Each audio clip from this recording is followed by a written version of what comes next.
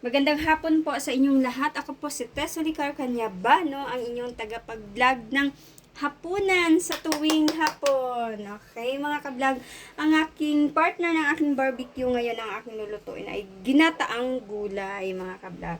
So, ang sahog ko ay hipon, yung small, mga ka-vlog. At yun naman ang aking kalabasa.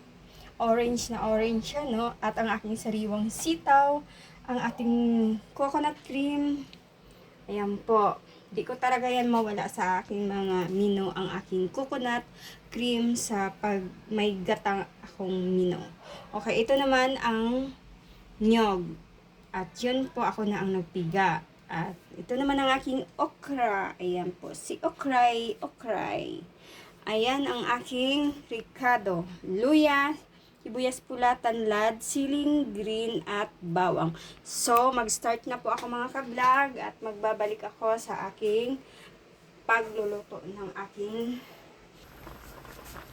magandang hapon po sa inyo mga ka-vlog. Ayan na po ang aking ginataang gulay. Ayan na po siya at lutong-luto na. At sakto lang yung gulay, wag naman yung sobrang lata. Medyo labsak siya ng konti para masarap kasi habang nagba-barbecue pa ako ng partner nito at hindi lata yung gulay mga ka-vlog. At yun po,